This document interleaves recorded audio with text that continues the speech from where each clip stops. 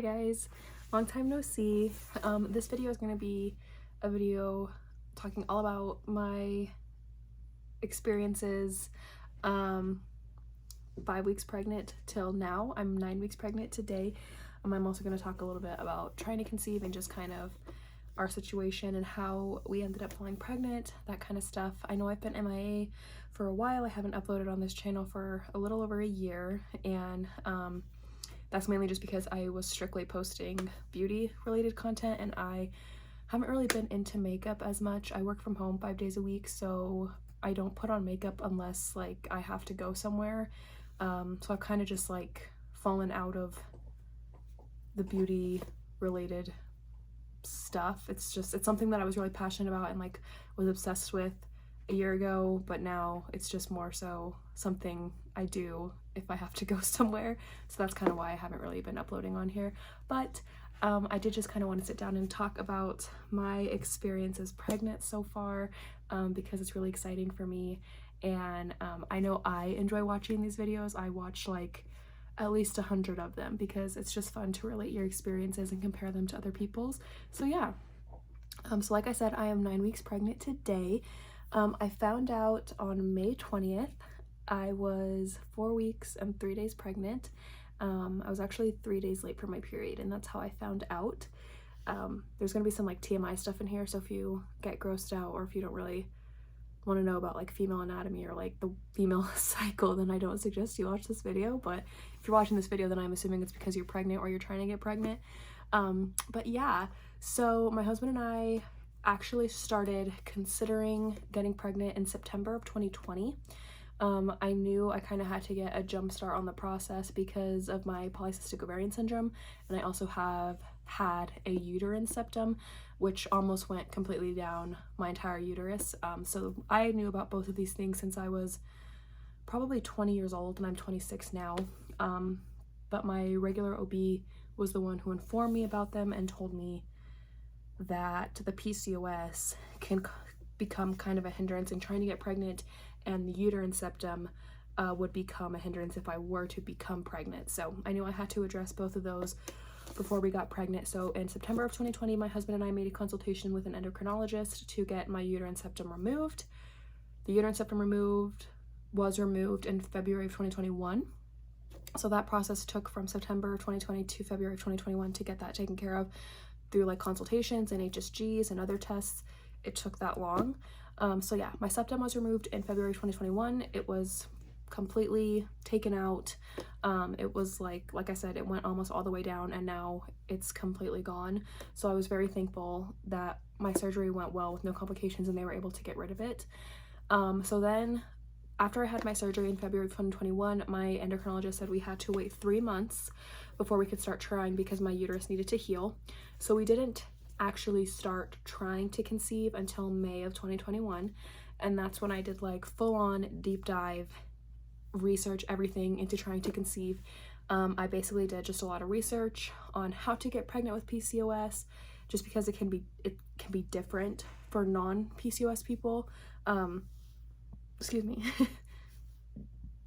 Sorry. So with people who don't have PCOS, you know, basically they just tell you have unprotected sex and you will fall pregnant eventually. With PCOS, it's kind of harder because you tend to have irregular ovulation and irregular cycles. So I had to kind of learn and figure out my body, how it all worked. And I just had come off of birth control as well. I was on birth control for 5 years and I came off of it February of 2021. So my body also had to kind of like get rid of those hormones that were like built up for the last 5 years. So yeah, so the first thing I did was just kind of researched how to get started trying to conceive, and I learned how to track ovulation through ovulation kits. Now, if you do have PCOS, sometimes ovulation kits don't work for you because every single test that you take comes up positive and then you don't truly know when you ovulate. For me, that wasn't the case. I only ever got one, like each month I would get one peak ovulation test. I wouldn't get multiple peaks. I would only get one. So I was fortunate enough to have that situation.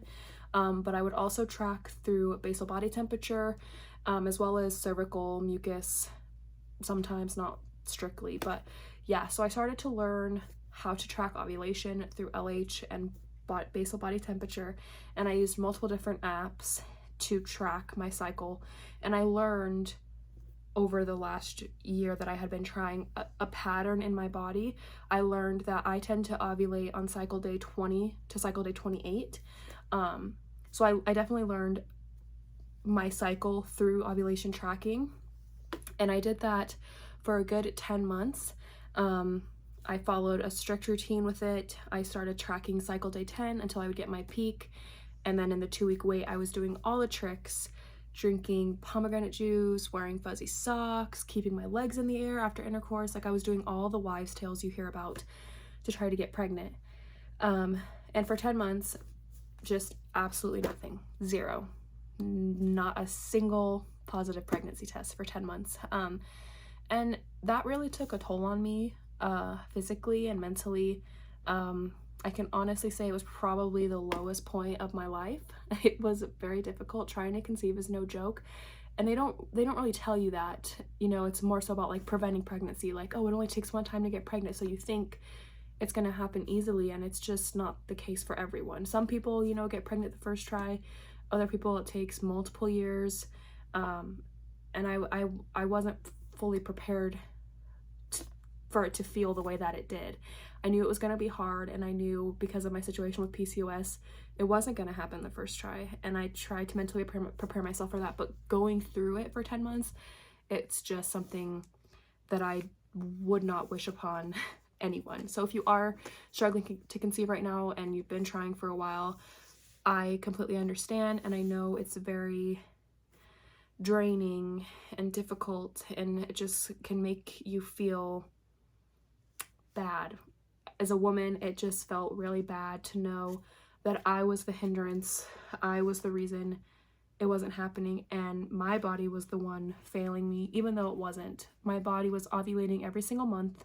I got a period every single month. So the things that were supposed to happen were happening. It's just, it wasn't the right time. In those 10 months, it just wasn't the right time. So if you're feeling that same way, try to not be so hard on yourself, because I know what it feels like, and it's not you. Just know you're doing everything you can, and that's all you can do right now. But yeah, so it was March of 2022, a couple months ago.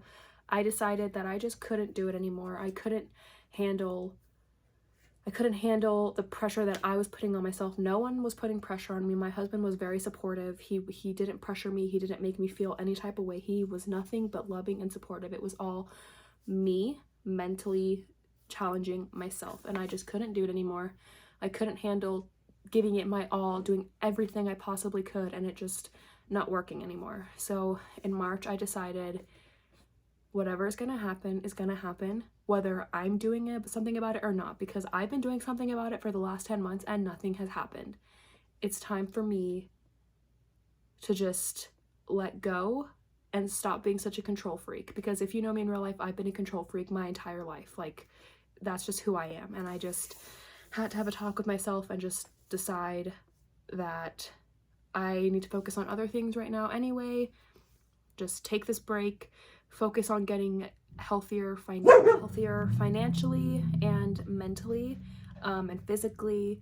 I just told myself, you know, you should work on building up your savings, so that way whenever you do happen to get pregnant, you like won't have to worry about money. It's better for you to like lose weight and get a healthy BMI, so that way you don't have to worry about it when you get pregnant.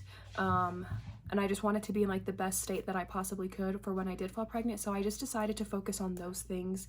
And I went the entire month of March without tracking. I didn't track a single thing, but what I did discover is that I couldn't like not know when I had ovulated, because then it would confuse me. Like if I was having cramps, I'm like, okay, am I ovulating or is my period gonna start? And so what I decided to do after March, when I got my period like April 15th or something.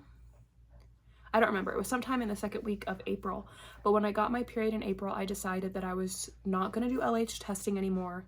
I was strictly just going to do BBT tracking, because what basal body temperature tracking does is it tells you, it basically confirms ovulation. It does not predict ovulation, which if you're trying to get pregnant, you want to predict when you ovulate so that you can know when to baby dance for your fertile window.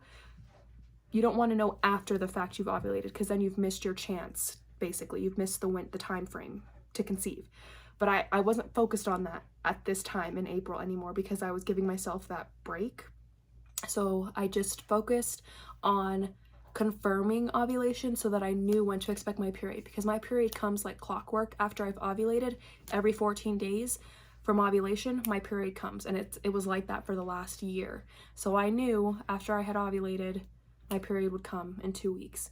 And so I tracked basal body temperature through OvuSense, and basically some people do it with a thermometer, but I just would forget to do it every morning. So OvuSense is a vaginal thermometer, and you just wear it overnight while you're sleeping. I used it for the last year, never had a single issue with it. I highly recommend it if you are trying to conceive.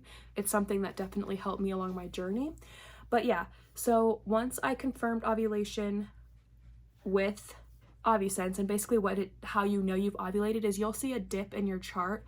And I have PCOS, so I have dips like every other day. I don't have a perfect chart to where it looks like a perfect graph. No, I have like multiple different dips and spikes. So just because I saw a dip, it didn't mean, oh, I'm ovulating. Like, it wasn't like a click in my head if I saw a dip on my chart. The only way I knew I was ovulating is because after a dip on a chart, if you see a steady rise in temperature for 3 days after your dip, that's how you know you ovulated. And you look back, and the day that you dipped on the chart is when you knew you ovulated. So that's how I knew, just using basal body temperature tracking, that I had ovulated. So during this time in April, after I had ovulated, during my 2-week wait, I wasn't symptom spotting. I honestly didn't really think about it, because before, in the previous 11 months during the 2-week wait, I'd be like, what was that? Oh my God, I feel different. Like, am I pregnant this time? And obviously it was never anything in the previous months, because I never got pregnant in the previous months. So this last time in April, when I was in the 2-week wait, I didn't even think about it. I honestly like forgot that I was in the 2-week wait, because I just wasn't as concerned with trying to conceive and stuff like that. My husband and I have been trying to buy a house since April. We've been in the process of like trying to buy a house with our bank and our mortgage company, and so that's where my mind had been since April. Like, that's probably why it was easy for me to not think about it and not focus on it anymore, because my mind was like consumed with trying to get a house. So I'm so sorry, like, I cannot stop burping. Anyway, so yeah, I was cramping a lot, and I went to check, and I was like, holy shit, my period was due 3 days ago. Like, my period was supposed to start, I think it was May 17th. And so it didn't start, and I was like, okay, this is very weird, because for my cycle, usually what happens is I spot 2 days before. So I should have been spotting on May 15th, and then I spot for 2 days, and then like on day 14 is when my period starts. And I thought that was so strange. I was like, I haven't even been spotting, like, this is weird. And I remember I told my coworker at work, I was like, something different happened to me this month. Like, I missed my period, and I've never missed a period. And she was like, well, why don't you wait a couple days and test, and if you still don't get it in a couple days, like, take a test. And I was like, yeah, that's a good idea. And I was trying not to psych myself out. I was just like, don't even get your hopes up. Like, why would you get pregnant this time and not any other time before? Like, don't even go there. Don't even try to like think positive about it. Like, just wait for your period to come. Your period's gonna start. And I remember that night, May 20th, my period was 3 days late. I was laying in bed, and I was just laying there, and I was like laying on my stomach, and I just had such intense cramping. I was like, there's no way I'm not bleeding right now. Like, these cramps are period cramps. I have to be bleeding. So I went to the bathroom, and while I was peeing, I decided to take an ovulation test, because trying to conceive the last 12 months, I've seen tips and tricks, and I've seen women who've taken ovulation tests, and if they come up positive after the fact you already ovulated, if it comes up positive, it could be that you're pregnant, because the LH test strip is picking up HCG. So I was just like, I'm not about to waste pregnancy tests. Let me just take an ovulation test and see what that looks like. Because I've done that before in the past. Instead of taking pregnancy tests to like not get my hopes up, I take an ovulation test. They've always come back negative, and I'm like, okay, yep, my period's gonna start in a couple days. And it always did. But this time I'm sitting on the toilet, continuing to pee after I dipped that little bit of urine I collected for the ovulation test. And I'm sitting there, and then I look over and the test is blaring, like blazing positive. And my like a heart literally like fell to my stomach. I was just like I couldn't get up from the toilet. I was like, okay, this has never happened before. Like, what is happening? Like, I was literally stunned. And so I was sitting there thinking to myself, I'm like, girl, you have a positive ovulation test here. You're 3 days late for your period, and you're cramping, and you're not bleeding. So my husband could tell something was going on. He was in the bedroom, and I was just like pacing back and forth, and I was like Googling stuff on my phone. And I had told him that my period was 3 days late. He knew that. But I was like, don't get your hopes up, babe. Like, my period's gonna start any day now. So he knew my period was late, and he saw me pacing back and forth in the bedroom, and I was Googling stuff on my phone, like, could I be pregnant? Ovulation test came back positive. I was like Googling stuff like that. And I was just like, finally got the nerve to take a pregnancy test. So I grabbed a pregnancy test out of the drawer, and I think he saw me because he like knew what I was doing. But I went to the bathroom, and I had saved urine. I didn't like get rid of it. I saved a little bit of it from when I took the ovulation test, and I dipped the test in it. And I just remember being like literally terrified, because I feel like I knew that this was different, that something was different. I'm terrified to look at this pregnancy test right now, because this has never happened.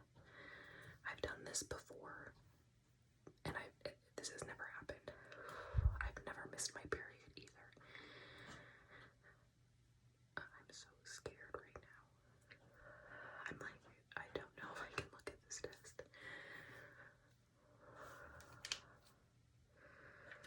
Oh my gosh.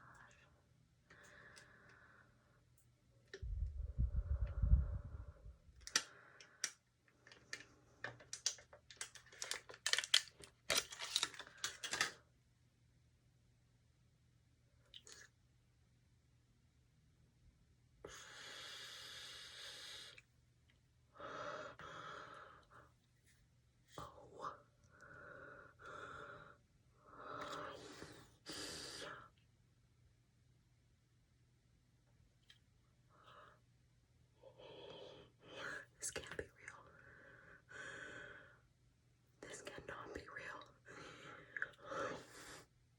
Because like all the things that were happening had never happened before, and I was just so afraid to look at it.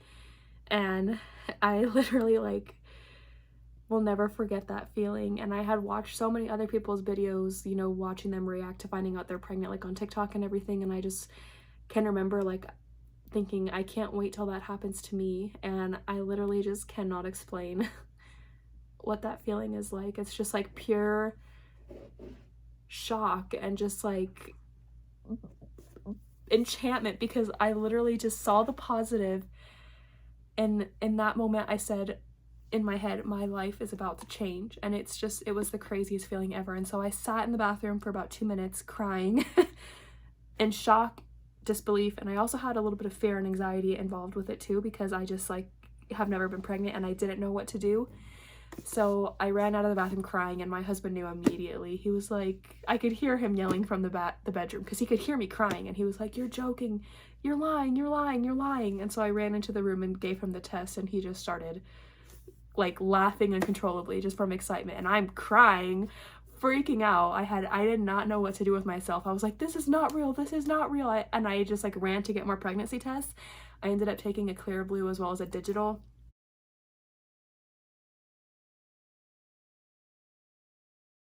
And he was standing there in the bathroom with me waiting for the test to come up, and I was like, this test is broken, like there's no way this is happening right now, there's no way, this is impossible, like this can't be happening.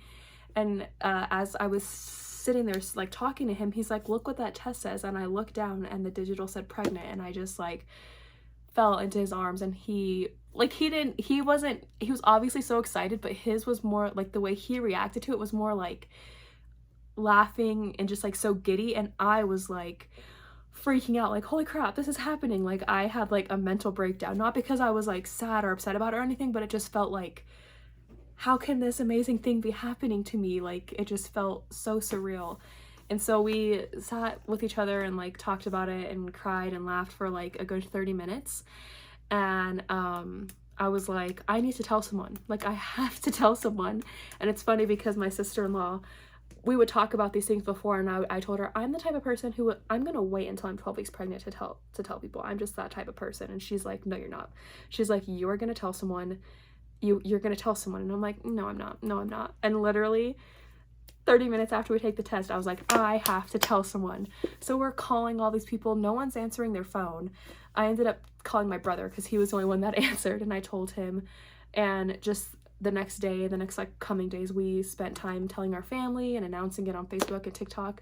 And it was just something I could not hold in because people knew our journey, and I just felt like it was something that like had to be celebrated, that people would understand how amazing this was. Even if something bad were to happen, it's just something that needed to be celebrated because it just is something that people knew how bad we wanted, and people were praying for us and like going on the journey with us. And so I just had to like get it out and tell people. So that's a little bit of a backstory on how our journey went. I do want to mention that throughout the entire 12 months, May of 2021 through May of 2022, when I found out I was pregnant, I was taking a bunch of supplements.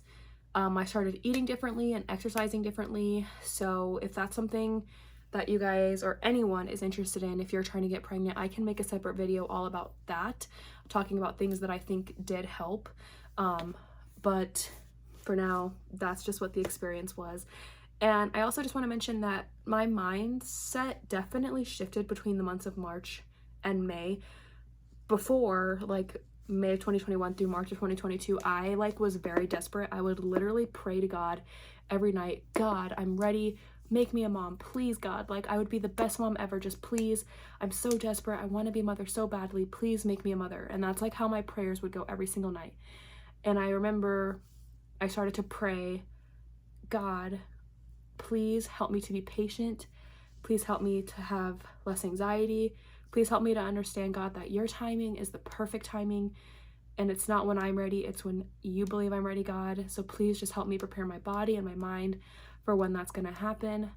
I know it's going to happen. Just please take control of the situation, God, and work out a plan for me, make a way for me. And that's how I started to pray.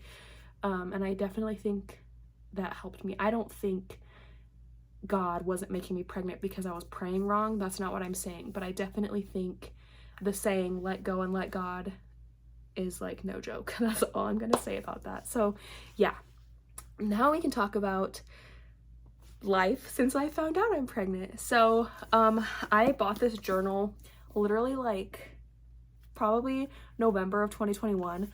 I am that crazy person. I've been buying clothes since like May of 2021, baby clothes. I buy all sorts of stuff because I just knew I would be pregnant one day. But yeah, so that night when I found out I was pregnant, I wrote in my journal for the first time. It was May 20th, 2022. And I just wrote down a few things. I just wrote excited, shocked, blessed. And I've just been making little notes ever since then. There's also a page in here where you can write like how, okay, yeah, so it says we're expecting, where and how we found out in the basement, and then I put our address. I was 3 days late and was finally brave enough to test. Our reactions: excitement, shock, happiness, disbelief, relief, but also panicked, lots and lots of happy tears. Who we told first: I told my mom and brother, and Kenny told Adam, his friend, and his brother. How we celebrated: we told the rest of our family, and how we announced: we put it on Facebook and TikTok. So yeah, this little journal is just so cute, and I'm excited to like look back on it at all of the stuff that like we wrote down and like my symptoms and everything. So between the weeks, so I found out when I was 4 weeks 3 days. Found out when I was 4 weeks and 3 days pregnant. So for like that rest of the week until I turned 5 weeks, I basically just remember having a lot of cramping. I know some women like know they're pregnant the second they conceive because they start to have like morning sickness and stuff, but that didn't happen for me. I just remember the cramping. Like there wasn't much else after that. Then I did have like tender breasts, and I remember that was weird because usually by 10 DPO my like sore breasts would go away, and I still had them. So I remember thinking before I found out I was pregnant, like, this is kind of weird, why are my boobs still sore? So I did have sore boobs and the cramping. Week 5 was kind of like a scary week for me just because like everything went away. My boobs weren't sore anymore, and like the cramping had stopped, and I was just like, is this normal? I'm like not throwing up. I feel completely fine. I did not feel pregnant at all. Like if I hadn't missed my period and if I didn't know that I had ovulated, I would just like not even have a clue that I was pregnant. So I was kind of concerned, like, why am I not feeling anything? But I did have some symptoms. It just wasn't the typical symptoms everyone talks about. So I had vivid dreams, slight headaches, and week 5 is when my appetite went away. And I guess I did have cramping because I wrote on here symptoms are coming and going. They mainly happen at night. So I do remember that like sometimes I would feel pulls, like twinges, or my boobs would feel a little bit sore to the touch, but it would like only happen for like an hour or two at night. It was very strange. It's not something that happened all day, every day. And I wrote feeling anxious in here. When we got to week 6, we actually did an early gender prediction test. It's called Sneak Peek. We did that through blood at 6 weeks just for fun. And it said that I'm having a baby girl. We're so excited. We'll definitely confirm gender when my doctor offers that to us. So if it comes back that we're having a boy, it's not going to be a big deal. We will love this baby no matter what. So for now, we are excited about the fact that it's a girl.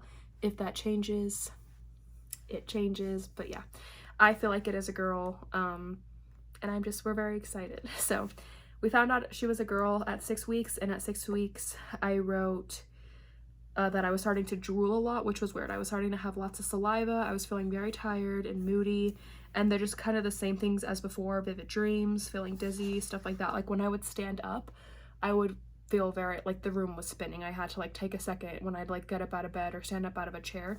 And my OB explained to me that the reason that happens is because your blood volume doubles. So your body like has to get used to like when you stand up because you have twice as much blood. So yeah, week 7 is when I actually got sick with COVID. So I was home all day and I was exhausted. The COVID case that I had was definitely very mild. I did have fevers, but it's also because I had a UTI at the time. That's gone away. I've taken antibiotics for it, but I had fevers for about 2 days. Once those went away, I wasn't feeling as bad. It was mainly just like so tired, and I had a lot of like nasal congestion. I never had a headache. I never had a cough. It was mainly just like I couldn't breathe out of my nose. Like, you know, when your nose is stuffy, that's majority of what it was. That went away. It's been 2 weeks since that happened. I'm still so exhausted, and I don't know if it's just because of pregnancy or if it's like post-COVID symptoms. I don't know. But I just wrote very tired, and this is when I started having changes in my breasts. Just like texture and color of the nipple, as well as like my boobs are starting to get veinier. So yeah, that's like week 7. Excuse me. Week 8, I wrote feeling tired, lazy, easily annoyed. And on Tuesday when I turned 8 weeks, so a week ago exactly, I was just sitting in my chair in my living room and I just randomly threw up. And I think it was because I hadn't ate. Because usually when I don't eat, that's when I start to feel nauseous, and I didn't eat lunch, so that was my fault. I haven't thrown up again since, and it's just because I've been very diligent about eating breakfast, lunch, and dinner like on a schedule, so I haven't thrown up again, which is good. I also should mention at 7 weeks is when I had my first ultrasound,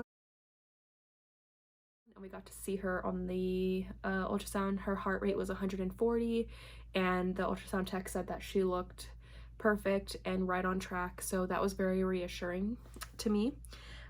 Week 9, again, I'm feeling tired, lazy, and my appetite is slowly starting to come back, because before I would like feel hungry and it was just such a struggle because absolutely everything sounded disgusting. Like I couldn't figure out what to eat because nothing sounded good. But that's starting to go away. And the only other thing I can think of is I'm still having the vivid dreams, still very bloated, very gassy. Like no matter what it is I eat, it could be a like head of like just anything that I eat, I'm burping it up for like the next 5 hours. I don't know why, but that's like been the whole time. I've been that way since I found out I was pregnant, and that's just not common. That's not something I experienced before pregnancy. But yeah, other than that, I'm just so happy and blessed. I will say it's still weird. I don't feel pregnant. Like the way that they make it look in the movies, or just like other family members or friends I have, they make it seem like the first trimester is just absolute hell. Like, hang on, like you'll be out of the first trimester soon. But like I haven't felt that way at all, and I'm 9 weeks pregnant. I get nauseous sometimes, but I just haven't really felt sick. I will say that I feel different.